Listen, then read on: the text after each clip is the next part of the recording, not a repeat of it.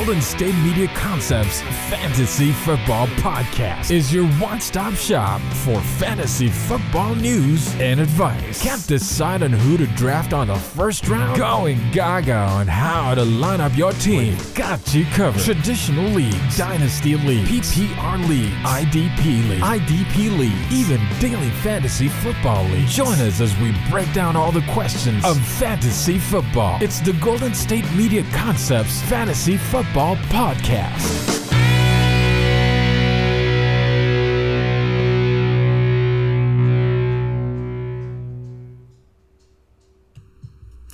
What is good, y'all? What is going on? Let's get this out of the way. We are back for another episode of the GSMC Fantasy Football Podcast. I'm your host, Austin, here to bring you that fantasy football coverage. Super excited to be here, and we are here every single weekday, Monday through Friday, starting at 7 p.m. Mountain Time, and that's when we go. That is the only time that you can catch me live. If you want to catch me on my exclusive fantasy football takes, the only place that I give them out is on the Patreon. You can sign up on the Patreon in the link in the description if you are so inclined. But super excited to be here, guys. We're brought to you by the GSMC Sports Network. Those are the people that allowed this whole thing to go on. So love them. Super excited to be here again. Make sure y'all like and subscribe if you're liking the content. Drop a comment if you have any suggestions or anything like that. I'm also willing to answer any questions that anybody has in the comments, fantasy football related or just football related in general. But without further ado, let's just get into, this episode of the podcast. I guess before we do that, we do have to talk about Lenny. Playoff Lenny, Leonard Fournette. It's week 5 now, guys. It is now week 5, and he is still not signed to a team. He is taking up a roster spot on my fantasy football squad, and I don't know how much longer I can allow him to do that because bro's still not even assigned to a roster. Free agent. Should we do Thursday or should we do Sunday? I guess week 5 technically starts on Thursday, so I think if he is not signed miraculously somehow by Thursday, I will be buying his jersey and burning it in a YouTube short that I will post for you guys to see. I've been talking about this for the last 5 weeks, how I would do that, so I cannot back down now. I promise I will get that done for y'all if he is not assigned to a roster by Thursday, unfortunately for me. Goodness gracious, Lenny, where you at, man? Where are you at? But you guys see it. We're going to start here with the injury report. That's going to be the first segment. Then we're going to jump into my winners and losers, my quarterback and tight end winners and losers from week 4. If y'all were here yesterday, y'all heard me talk about my running back and wide receiver winners and losers. Talked about some pretty good guys. Obviously, Stephon Diggs had a big day. He was probably the biggest winner from that segment. I guess Christian McCaffrey, too. Got to include him with those 48 fantasy points that he puts up. But I just expect that from this guy at this point. Going up against a really bad Cardinals defense, he was tearing them up. Colorado-born boy. Would love to, I'd love to see him drop a comment, watch the podcast, anything. That'd be so crazy. But first, guys, let's get into this injury report.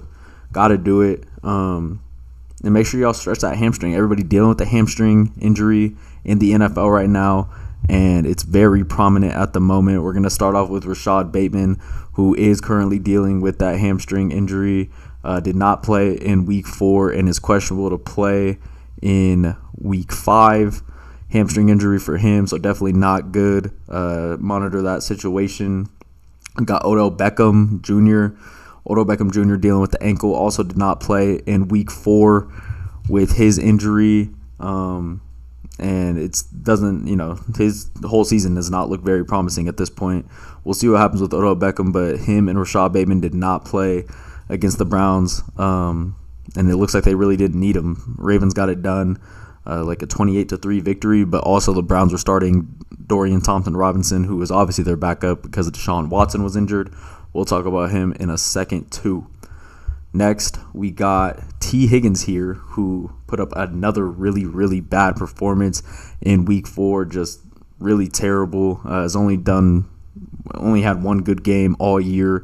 So we're going to probably equate that a little bit to the fractured rib that he is dealing with. He acquired that injury on Sunday versus against the Ravens, and they got stomped on. Oh wait, no. They played somebody different. He did nothing. He did absolutely nothing. He's had one good week where he had the 2 touchdowns, and since then he has acquired the fractured rib, and it looks all bad for T. Higgins. But he did come out in the media saying that he does want to play Sunday versus Arizona, and he doesn't think that the rib is going to do too much damage to that happening. So definitely signs looking up in some way, but he needs to get it together on the field too. T. Higgins with the fractured rib. Next, we got Deshaun Watson. Obviously, Deshaun Watson, very solid quarterback when he's playing his best. A lot of media concerns with that guy, and he sat out in the Week 4 matchup where they got stomped on by the Ravens. That was a very unfortunate situation. Did not like to see Dorian Thompson-Robin out there. Would much rather see Deshaun Watson playing, and it was also his choice to not play in Week 4 with that shoulder contusion that he is going through. Obviously, I think he wanted to play, but it just didn't feel up to it. Wasn't going to be able to go out there and give his best to his team. So he sat out in that Week 4 matchup, and we're just going to have to monitor to see if he is going to somehow be available to play in Week 5. Dorian Thompson-Robinson in that game, 19 for 36, 121 yards, and 3 interceptions in his first start. So not looking good. They need Deshaun Watson back in the worst way. We also got news on Jonathan Taylor. Jonathan Taylor obviously was dealing with an ankle injury, but it seemed like the ankle injury was more just like they needed to assign him an injury because they wanted to put him on the physically unable to perform list, and he will actually be resuming practice Wednesday, so it doesn't look like the ankle is bothering him any longer. Praise God. For me, got Jonathan Taylor in both of my fantasy leagues. Literally I got Jonathan Taylor and Leonard Fournette. Just a crazy situation that I'm going through. Somehow, guys, I literally backdoored my way into my first win in my fantasy league where I'm the commissioner. I told everybody in the league that I was going to be winning this entire league, and obviously it's only because, guys, I have Cooper Kupp and Jonathan Taylor on my bench. Week 5, we're getting them back, hopefully. So things are looking up for me. I'm very excited to see what these guys can do. And let's talk about Cooper Kupp as well, dealing with the hamstring injury. I think he was also on the PUP list or the IR list, something like that. But he will be resuming practice this week after dealing with the hamstring. So very, very excited for Jonathan Taylor and Cooper Kupp to finally make their debuts in 2023. Very excited. Let's talk Saquon Barkley here. Saquon was dealing with that high ankle sprain that he had sustained in Week 2 versus the Cardinals when they had that crazy comeback where Daniel Jones was actually able to do something on offense and carried them to a win. Saquon Barkley was a huge part of that win, and I believe that's definitely their only win of the season that they have got thus far. But Saquon Barkley does say that there's a chance for him to play in Week 5, so definitely monitor that injury moving forward throughout the week. He's going to get a lot of volume whenever he is back because they need him badly in that Giants offense. Next guy, we're going with Pat Freiermuth. Pat Freiermuth, pretty solid tight end, plays for the Pittsburgh Steelers. Obviously tight end number 1 over there and holds a pretty decent target share. He's dealing with a hamstring right now, and he's going to be sitting out for 2 to 3 weeks, which is definitely not good for the Steelers. Just got smacked by the Houston Texans in a game where they were 2.5-point favorites, lost by like 20 plus, and Pickett did not look good. Obviously, Pat Freiermuth is going to be one of his favorite targets to get that short yardage. Just a big guy that can box other defenders out, and he's going to be sitting down for 2 to 3 weeks too. So no Pat Freiermuth for the next couple weeks. Then we got Kenny Pickett, who during that game versus the Texans went down with a knee injury, and that is just terrible for them because now Steelers are probably going to have to look at Mitchell Trubisky to start. They originally were going to be starting Mitchell Trubisky when Kenny Pickett first came on the scene, and I think they gave him like one game. They're like, get out of here, sir. You are done. We are putting Pickett in. Now they're going to have to look at him once again to play. Trubisky, obviously a top pick, got picked before Patrick Mahomes in his draft class, which is crazy. But we will probably be seeing some Mitchell Trubisky on Sunday in Week 5. Then we got Geno Smith. We all saw Geno Smith kind of go down with his knee injury. He missed a whole drive, and Drew Lock came down led the Seahawks to a pretty big drive and ended up scoring a touchdown. Kenneth Walker ran it in. Apparently, the knee injury for Geno Smith is not serious at the moment, so that's definitely good. Pete Carroll said it was not serious and that he should be back soon. So very happy to hear that as well. Mike Evans dealing with another hamstring injury, just another hamstring injury coming through.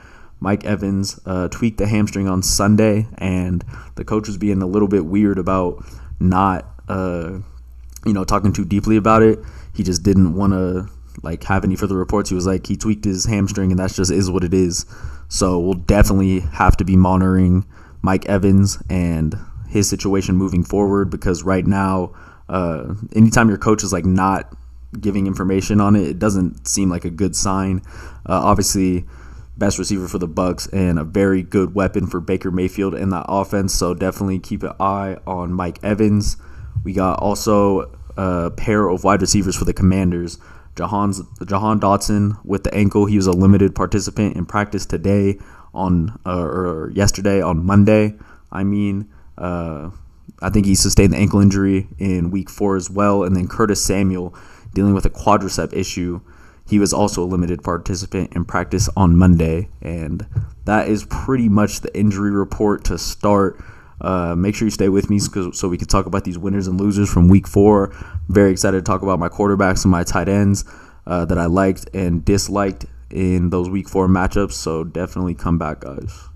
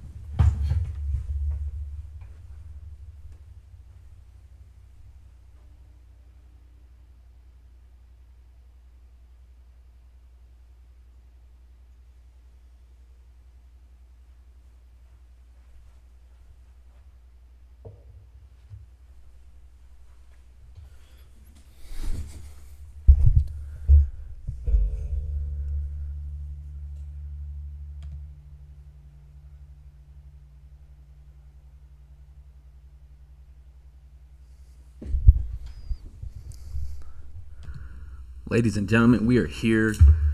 We are here again on a beautiful Tuesday night. Really only playoff baseball going on tonight. Obviously got a Thursday night matchup that I'm not very excited for. Don't even want to talk about it. Let's get right into my quarterback winners from week 4. We're only going to be talking about winners in this segment. Super excited to talk about it, so let's get into it with Anthony Richardson, who had a pretty big game coming off that concussion that he sustained. Missed the game, and then Gardner Minshew was taking over those quarterback duties. He came back strong in week 4 and had himself a day. He went 11 for 25, 200 yards and 2 touchdowns through the air. Also added 10 rushes for 56 yards and a touchdown on the ground. He was definitely a guy that I was interested in getting in on. I got him, I think, in the 10th round of my draft, and just thought he was going to be almost like a running back type candidate. And we're seeing that come to fruition right now with, receiving these 10 carries a game. And obviously he has the discretion on whether or not he wants to be running the ball. But a very, very strong runner. This guy runs a 4.4 and is 225 at 6'3" plus. He's a big guy. Currently tying Lamar right now for quarterback touchdowns with 4 in the 3 games that he's played. 4 rushing touchdowns in 3 games is definitely very good, and he's not looking too bad when it comes to his completion percentage or his passing game. He has a very strong arm too, 57% completion percentage, and it's definitely going to rank somewhere in that middle tier of the NFL. He currently has a better completion percentage than Jordan Love, which is beautiful to see from a guy who is first year and still learning the offense, still learning how to play in this very strong league where there's a bunch of guys that are very strong. It is literally like you're supposed to have 10 plus car crashes when you're playing in the NFL. That's the equivalent. So he just needs to get ready and, be strong. I think he's probably the strongest quarterback in the entire league besides maybe Josh Allen. But I think he could probably give Josh Allen a run for his money, whether it be like, bench press or throwing the ball 80-plus yards. He has the ability to do that, and we really haven't been able to see him uncork like a massive bomb yet. But I know that it's coming later in the season, so just wait on that. Led the Colts to almost a 20-point comeback in this game. Down like 20 points, and he ended up scoring a big touchdown for them and came up just short, had a chance to win it at the end, and just couldn't convert on that last drive. But I definitely like what I saw from Anthony Richardson this week. Ended up with 29.6 fantasy points in Week 4 and finished as the second quarterback in Week 4 as well with those 29 points, only to Josh Allen. Josh Allen was numero uno quarterback in Week 4. Next guy who's definitely a winner, usually a winner in most weeks, and that's going to be Jalen Hurts. Finished with 24.1 fantasy points in the Week 4 matchup versus the Commanders. Went 25 for 37, 319 yards through the air, and 2 touchdowns. Also added in 9 carries for 34 yards in a very close game, a nail biter versus the Commanders, and they just were able to squeak it out. Probably a little bit closer than they liked, and their defense wasn't playing too good, but Jalen was able to lead them to that win. Jalen Hurts, fourth-year quarterback, obviously out of Bama and then also out of Oklahoma as well. He just looks really unbothered out there. You see him in his interviews, and you see him on the field. He just looks really cool, calm, and collected, ready for the moment, whatever is to come. He'll just deal with it and handle it. I imagine that he'll be the guy at quarterback to lead the NFL in rushing touchdowns just because of that tush push that they run, that people are saying that everybody needs to ban. And it's not like I disagree. It's an overpowered play, but I think the defense just needs to find a way to combat it and find a way to counter that play. Because I don't really think that you can ban that type of play. Because it's not like they're cheating in any way. But Jalen Hurts, man, just looking great. Throwing the deep ball very, very well. I think he kind of looks better in the pocket than he does even running the ball right now. Deep ball looks great. He found A.J. Brown twice on pretty deep passes for touchdowns both times. So definitely good. He's got weapons everywhere in this offense. Obviously, they added DeAndre Swift, too, who is technically a pass-catching back. We haven't really seen the pass-catching prowess from him yet. But, skinny Batman and Devontae Smith, swole Batman and A.J. Brown. And then, solid options in Dallas Goedert, Olamide Zaccheaus has looked really good. And then, obviously, DeAndre Swift. Eagles currently 4-0 and rolling with Hurts at quarterback. And I love to see Jalen Hurts popping off. He was definitely a winner in Week 4. Next guy, and I know everybody's constantly hating on this guy all the time. Everybody always hating on Russell Wilson, but I think he was a Week 4 winner in this matchup versus the Bears. Obviously, probably the two least talented NFL teams matching up, so we were able to see a little bit more from Russell Wilson, a couple more open receivers because of a lack of coverage, but still 22.2 fantasy points in Week 4. He's currently the quarterback 9 in fantasy football. So someone who you can look to rely on possibly to be your backup quarterback or, even your starter. In some cases, he went 21 for 28 for 223 yards, 3 touchdowns, 0 interceptions.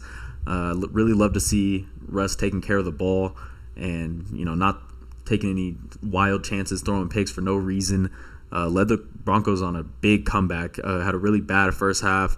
They were down 28-7 to start this game with a nice 21-point cushion that Justin Fields had, and they came back and won it really late.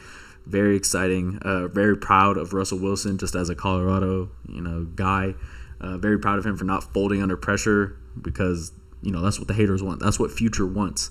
Future wants Russell Wilson to fold under pressure, and he's just not going to do that. It seems like he is staying out of the media, staying out of the press. I really haven't heard anything from him or his side.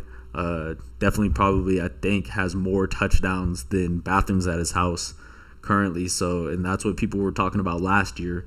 So proud of him for that as well. Threw multiple strikes when his team needed it in big situations, big third downs. He was just converting. And, I think there's a bit of life in this Broncos offense. They got their first win, hopefully some confidence. And Russell Wilson at the helm. They'll be playing their Week 5 matchup versus the Jets in a dire must-win situation. They got Zach Wilson playing quarterback on the other side. Obviously just showed out against Patrick Mahomes and that Chiefs offense. So we shall definitely see. We don't know what we're going to get from Russ on a week-to-week basis, but he's absolutely in a must-win spot in Week 5 versus a solid Jets pass rush and Jets coverage secondary. So we'll see what happens, but I'm excited for Russ. Think he looks better. He also looks faster too, just running the football and putting his life on the line. So we'll see what happens.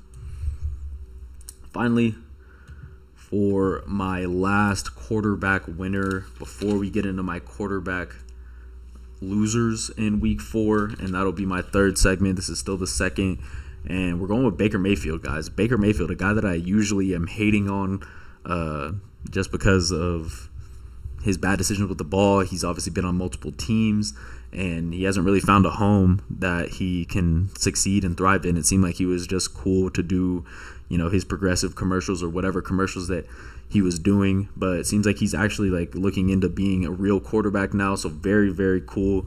Baker Mayfield leading the Bucs right now to a 3-1 start. Very hot start for the Bucs, and he has a lot of weapons to draw from. So very exciting. He's right now completing 69% of his balls, which is unheard of from Mr. Baker Mayfield. We really haven't seen him be a really efficient quarterback that stays in the pocket and just throws rifles downfield, but that's looking like what he's trying to do this year. Obviously, Baker Mayfield, a number 1 pick in his draft class, and I'm happy that he is finally finding a way to find some success in his offense. He's got guys like, Evans, Godwin, Auten, and Devin Tompkins, who is also a very speedy, quick wide receiver. Definitely has the weapons to do it, and we'll see if Baker can continue to show signs of life in that Buccaneers offense, if he can continue to just keep it going. He obviously has a really good receiving back, too, in Rachaad White, who he can throw those checkdowns to. So I just really appreciate right now Baker not having to do too much, just being the quarterback that he knows how to be. Obviously, this guy has played football his whole life, and multiple people were very high on him, enough for him to go as the first pick in the entire draft, which is just crazy because he definitely wasn't the best athlete by any means in that draft. In this Week 4 matchup, he went 25 for 32, 246 yards, and 3 tutties for Baker. He also did throw a pick, but we know that Baker's a gunslinger, and he's going to try to push the ball downfield and make plays. He also added in 8 carries for 31 yards. I appreciate that he's willing to put his body on the line for his team. Seems like that's the type of guy that he really always was, a guy that really didn't care about himself or his personal health from that regard, and always just doing anything he can to win games. He is currently the quarterback number 14 in fantasy right now, and the Bucs are going into a bye with a 3-1 start. I'm sure everybody is happy over there. Head coach definitely happy with Baker's play, and we'll see if he can continue that 69% completion percentage that he is boasting right now. Guys, when I come back, we're going to talk quarterback losers from Week 4, and I'm just going to give you a sneak peek. We're definitely talking about Joe Burrow in this next segment, so come back with me.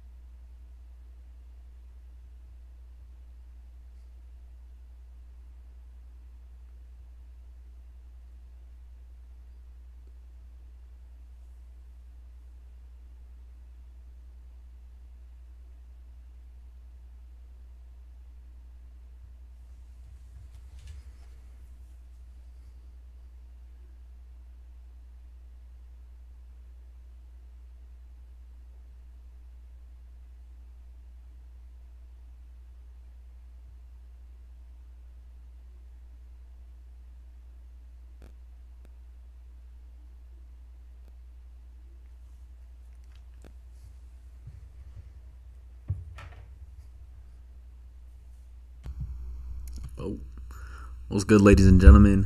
We are here talking about my quarterback losers. Let's get the graphics up.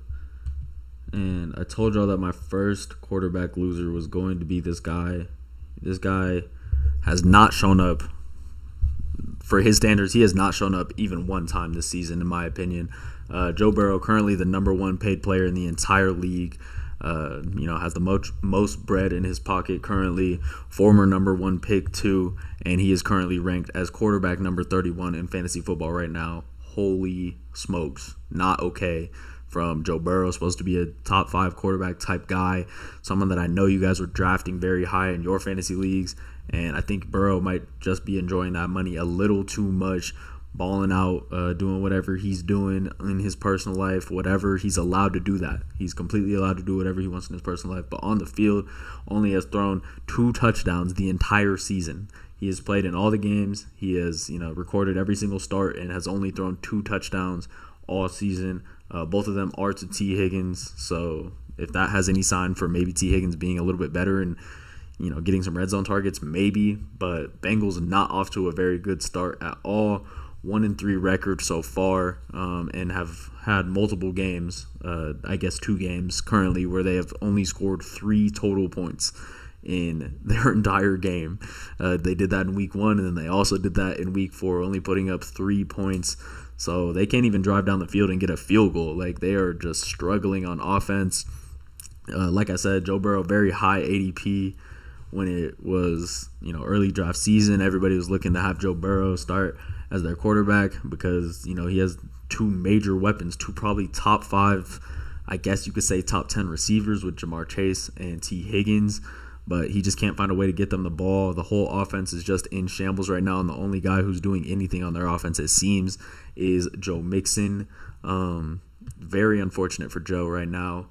Very, very unfortunate. He's also struggling with a lingering calf injury that I guess he's been struggling through this entire first part of the season, but not enough for him to sit down. So I can't really give him the benefit of the doubt here. It just seems like Joe Burrow is struggling and very down bad. They're going to be playing against a Arizona Cardinals team who is just kind of makeshifted together and created in a couple of weeks, it seems. Josh Dobbs playing as their quarterback. They're going to play against them in week 5, and I don't understand how this is not an absolute must-win for Joe Burrow and the boys. Another bad performance in week 5 will spell disaster for this Bengals team in general.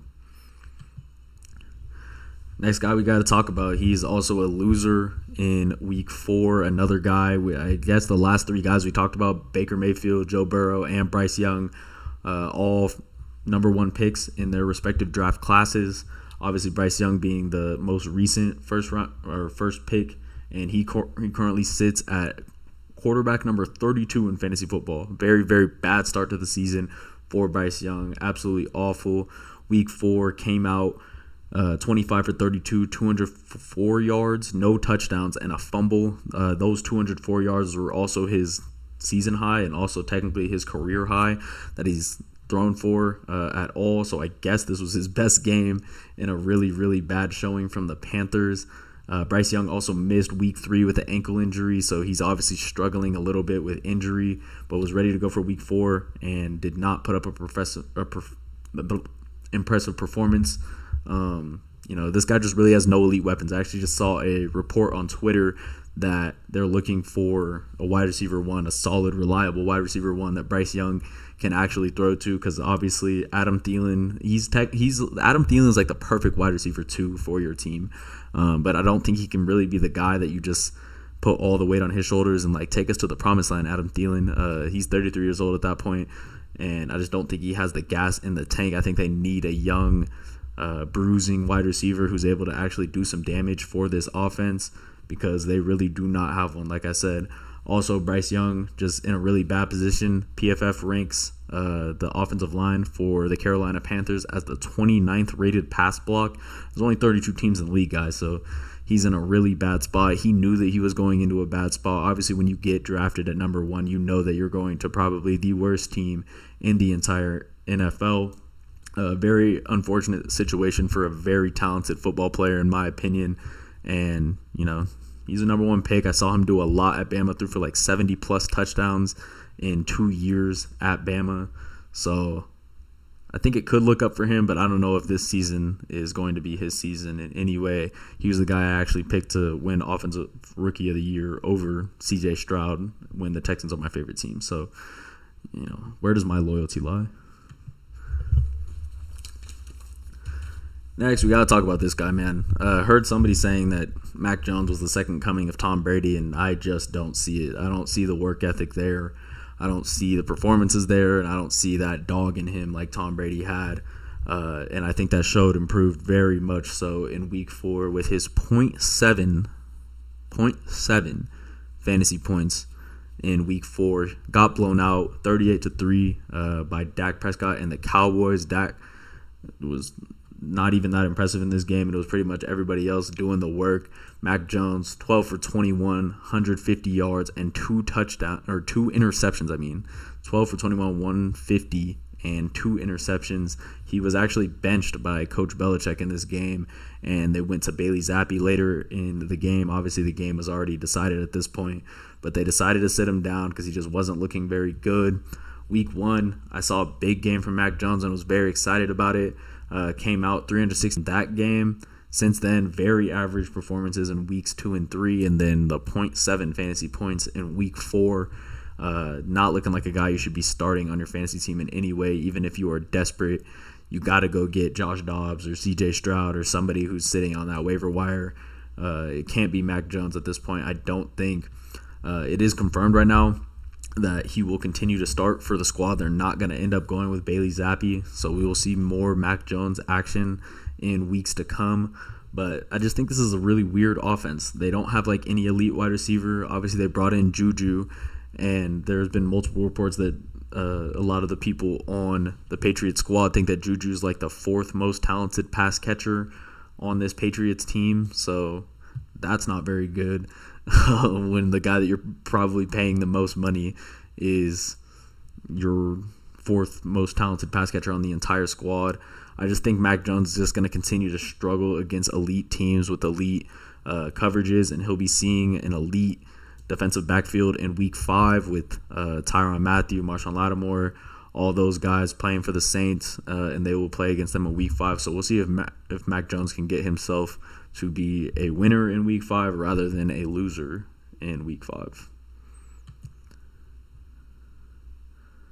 Finally, going to cap it off with this dude, Kenny Pickett, another very highly touted quarterback prospect who has shown a couple, good games, couple good signs. Obviously has a very big arm, and he's pretty elusive with his feet, can definitely make some plays to get out of trouble. But he was definitely not doing that in the game versus the Texans. Another very bad performance from Kenny Pickett, and we saw this all last year, just bad performances from Kenny Pickett. This week went 15 for 23, 114 yards, and an interception. The interception, I was like looking back at it, it didn't look too bad. He just tried a deep ball, and it just didn't go his way. He did throw it into double coverage, which is never good, but not the worst interception that I've ever seen, but unfortunately this guy just throws a lot of picks, and in 4 weeks throughout the season, he's already thrown 4 picks, so definitely not good. Very unfortunate situation for Kenny Pickett, and he's also getting pressured constantly. I told you that Bryce Young and the Panthers offensive line was PFF rated 29th offensive line. Steelers are currently 32nd offensive line for pass block rating.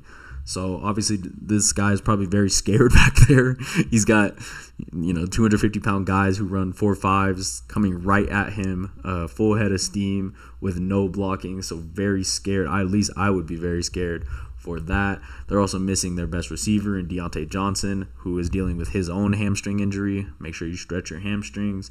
But as far as Pickett goes, sailing balls, not able to complete a lot of his passes, and maybe because of this glove that he's wearing on his hand.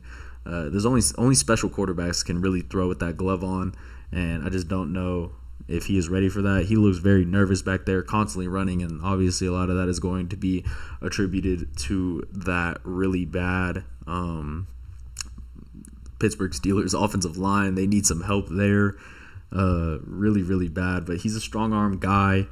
I think he should just be chilling in the pocket more often. Someone who is capable of making a lot of throws, and we saw that in college at Pitt where he was just like a monster. Obviously, we saw the fake slide, very athletic type dude too, but it's just not looking very good. He also sustained that knee injury this game, so we might be seeing Mitchell Trubisky pop out in Week 5. They will be playing against Baltimore in that game, so I'm not very excited to see what's to come if Kenny Pickett's not in. Even if Kenny Pickett is in, he hasn't really shown us enough to think that he is going to contest these Baltimore Ravens in any way. When I come back, we're going to be talking about tight end winners and losers. We're going to talk the best tight ends and the tight ends that didn't do too good in Week 4, so make sure you come back.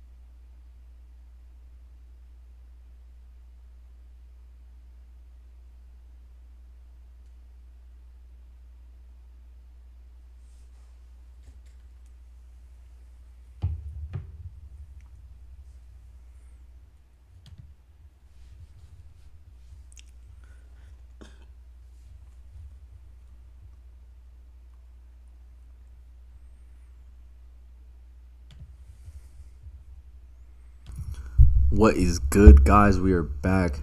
We're not talking injury report any longer. We will be talking about tight ends, winners and losers in Week 4.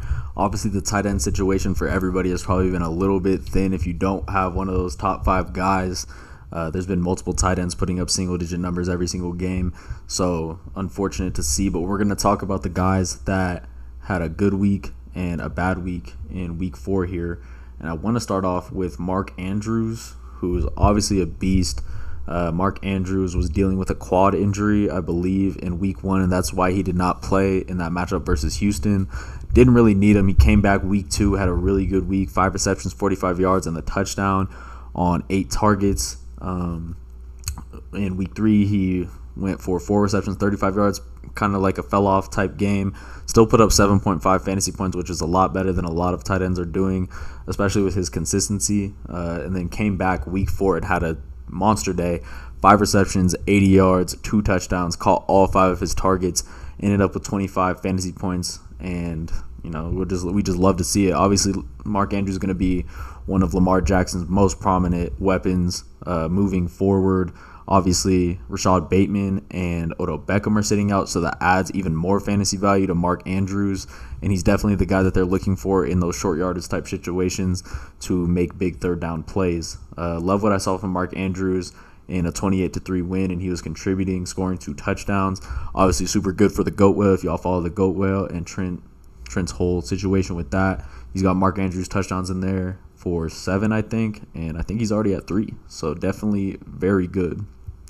Next guy we have to talk about this guy because he popped off this week with a 2 touchdown performance as well, just like Mark Andrews, and that is Cole Kmet. Cole Kmet has quietly been putting together a solid fantasy season, currently ranked ahead of Mark Andrews at tight end 3 in all of fantasy football right now, and I think Justin Fields likes this guy, guys. I definitely do. Week 1, 7 targets, ended up putting up 9 fantasy points, 6 targets in the next week versus Tampa Bay, only 7.8 fantasy points. Had a bit of a fall-off day versus Kansas City, but I think the whole Bears squad had a really big fall-off day. That day only put up 5.2 fantasy points. came back versus Denver, who has the worst rated coverage in the entire league, and finally had a really good day. 7 receptions, 85 yards, and the 2 touchdowns. Got 9 targets that game, and also somehow recorded a carry. Ended up with 27.6 fantasy points. He was the tight end 1 in week 4. Don't know if we can always expect this type of game from Cole Kmet, and he's kind of shown throughout the season that we can't expect those type of games, but love to see him pop off. Denver worst rated coverage, so it makes a lot of sense, but Cole Kmet is right behind DJ Moore for targets and yards in that Bears offense, so technically you can kind of treat him as like a wide receiver 2 in that situation. Obviously have a really bad throwing quarterback most games. Justin Fields was popping off this game, completed like his first 16 passes in the entire game, so that was good, but someone to keep an eye on. If you spent a late round flyer on Cole Kmet, it seems like it could find a way to pay off just because of the usage, and I just like him moving into week 5 versus Washington, who gave up 33 points to Denver in that late win that they had. Next guy we got to talk about, and he is a rookie who I've been talking about pretty much all season, currently ranked as tight end number 8 in all of fantasy football. Has had a couple good games. The targets are really what it is with this guy. I've talked about Jake Ferguson, tight end number 1 technically for the Dallas Cowboys. Very, very solid player, very strong player. Looks like he could squat like 600 pounds or something like that. But week 1, 7 targets. Week 2, only 4 targets against CJ Mosley and a pretty good Jets linebacking core, but caught a touchdown that game. Which is definitely a good sign. It looks like he's also a red zone threat, Jake Ferguson is. Week 3, came back, 5 receptions, 48 yards on 7 targets. Week 4, 7 receptions for 77 yards, led the team in yards in Week 4 versus the New England Patriots, and also picked up another 7 targets. So, guys, when we see 7 targets from the tight end, that's a guy that you just automatically have to put into the lineup.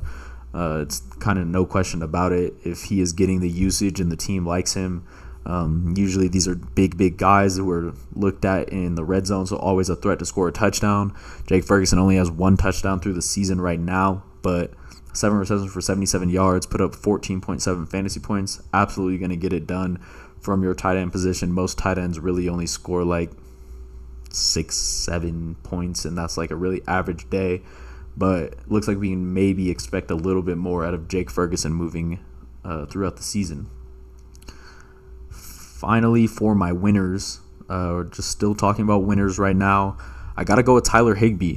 Tyler Higbee has not been too shabby for the Rams. Obviously, Rams missing their top wide receiver threat in Cooper Kupp, should be back in week 5, so we'll see how that affects Tyler Higbee's, his rankings and stuff like that. Higbee currently listed as tight end number 9 in fantasy football.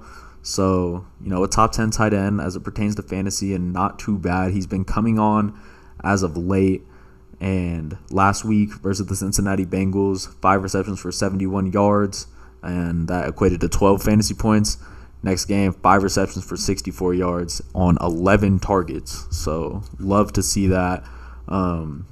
It seems that he had banged up his thumb just a bit in that overtime victory that they were able to accomplish versus the Colts, but 11 targets definitely going to get it done.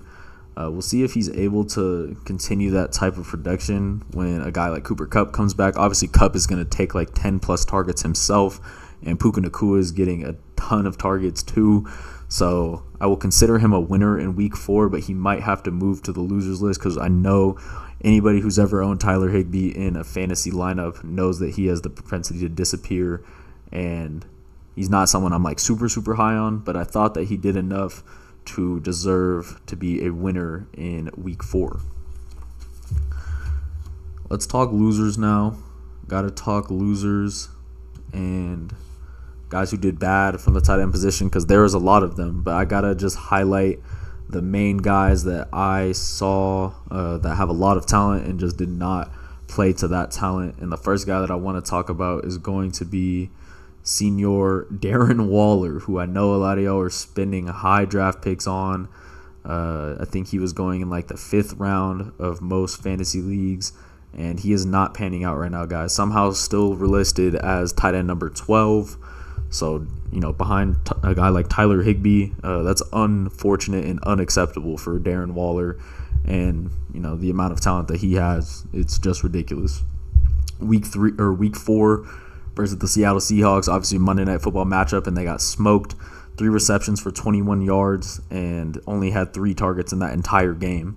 Obviously, Daniel Jones, I think, was sacked 11 times in that matchup, so that's going to play into that. I'm sure at least 1 or 2 of those play calls are probably supposed to go to Waller, and this was the lowest targets game that we saw from him as well in weeks 1 through 3. Week 1, he went 5 targets against Dallas. Week 2, 8 targets against Arizona. And then week 3, 7 targets versus the San Francisco 49ers. They had a pretty tough run. It looks like they have one of the hardest schedules in the entire league. In the next couple weeks, they got to go play at Miami and then at Buffalo. So not looking up for Darren Waller, not looking up for the entire Giants squad, especially if they can't get Saquon back. Darren Waller, very disappointing fantasy performance up to this point in the season, and I don't really see it getting much better against these tough defenses. They're also going to have to go, or they're going to play the Jets at home. They got Dallas again. They got to play Philly too. It's just like a whole situation for Darren Waller, and I just don't know if he's going to be able to find any momentum at this point in the season. It just doesn't look like it. No, it does not. Guys, there's a stream thing right here. If y'all so kind, you want to drop a donation or a tip for a young podcast host, that would be so appreciated. Also, make sure you check out the Patreon. I'll be recording my Patreon segment after this, probably talking about waiver wire guys. So if you want to get on that, just subscribe to the Patreon. The link is in the bio.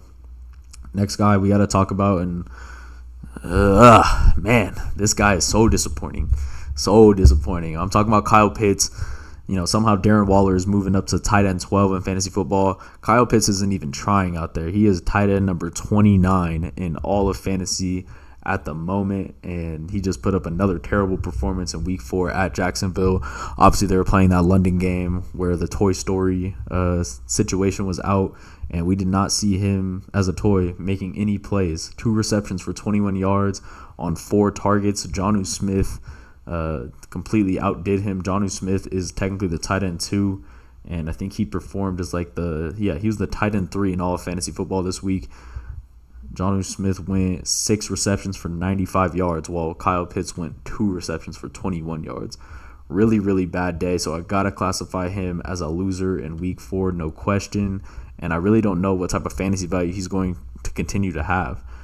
He'd had one game, week 3 versus Detroit. He got the 9 targets, and I kind of thought things were possibly looking up for him, and he would be more of a part of this offense, more involved, but came back with just 4 targets in week 4. Desmond Ridder just is not like an elite quarterback. With these tight ends, you really do need a guy who is able to find him a lot and able to give him the volume that he needs to make plays. Kyle Pitts, literally a 4-4 tight end that could probably play receiver, and Desmond Ridder and head coach just aren't finding any way to make him known in this offense. They're going to be going up against Houston in their week 5 matchup, who have definitely been known to give up some receiving yards, so possibly looking up. But right now, Kyle Pitts, absolute loser in week 4 of fantasy football. Goodness gracious, Kyle Pitts. We got to talk about George Kittle, because I'm sure a lot of y'all were watching this 49ers game. Is anybody else besides McCaffrey going to touch the ball ever? Is that going to ever happen for us? Is George Kittle going to get a catch? George Kittle did get a catch, but he only got 1 catch. 1 catch for 9 yards on 1 target. And I told y'all this. I actually picked George Kittle to be one of my favorite guys, favorite matchups, obviously going up against a pretty bad Arizona team, missing their starting safety in Budda Baker, and it's unfortunate, but George Kittle just has a way of disappearing in some games, and he really doesn't care if he disappears because he is blocking his behind off constantly. He might as well just be an O-lineman some games, and we just don't know game by game if it's going to be here or there, if he's going to, like last week against the Giants, 7 receptions for 90 yards, got interviewed after the game and, was looking all happy and looking like he was finally going to be a part of this offense moving forward, and then I guess they just didn't need him. They completely smacked the Arizona Cardinals, so it makes sense why he was not part of the game plan. because of Christian McCaffrey having such a big day. I'm sure George was out there blocking everybody that he possibly could, but he'll be going up against Dallas and Micah Parsons in week 5. So this could be another blocking game for George Kittle. Very, explosive guy when he wants to be, but it seems like he is content to just chill and block for his teammates because he's just a team-first guy. Tight end number 14 in fantasy football right now, struggling. If you have George Kittle, I'm sure you're expecting more from him, and he did not do that. I have to qualify him as a loser this week, but his team is winning, so I'm sure he does not care what I think. Finally, we got to go to this dude, tight end for the Carolina Panthers. We thought that this was going to be Bryce Young's one of his favorite targets. I'm talking about Hayden Hurst. Hayden Hurst currently listed as tight end number 27, so also really, really bad. Had a great week 1, obviously threw that first touchdown to Bryce Young in his entire career. Week 1, 5 receptions, 41 yards, and the touchdown on 7 targets. And I'm sure Hayden Hurst owners were like, oh, well, this is my guy. I can just go with him, and he's going to actually perform for me. Since then, in weeks 2 through 4, 3 targets, 3 targets, 3 targets, 5 points, 2.1 points, 1.7 points. So it's all bad right now for Hayden Hurst. I never considered him as an elite athlete by any means, or someone who could just get open constantly and be a weapon for Bryce Young, but I thought he was going to find a way to, make some plays for this team. And, just like he was doing with Joe Burrow the last couple of years, he looked good, and he looks non-existent on the field at this point. Have to qualify him as a loser for week 4, no question. Tight end number 27, never going to get it done, and I wouldn't blame you if you dropped Hayden Hurst at this point, especially with the news out that the Panthers are looking for a new wide receiver 1. Somehow that could play into his favor just because the attention will be more off of him, but I don't think the attention was really on Hayden Hurst to start with. So definitely all bad. Not very excited for this Panthers offense in any way, and we'll see if they can get it together, guys. It's definitely looking scary over there. But guys, that's going to wrap up the episode. I appreciate y'all if you're watching, and make sure y'all check out the Patreon if you want to. I'm going to be giving out my waiver takes, guys that I really like on the waiver wire. I know a lot of us are struggling in fantasy football right now, and I'm going to try to get us up good soon. And if you want to drop a tip, support the show, Stream Elements / GSMC Sports Network. That's where you can do it. I appreciate you guys for watching, and come back tomorrow, 7 p.m. We're going to be doing another live show. Have a good day.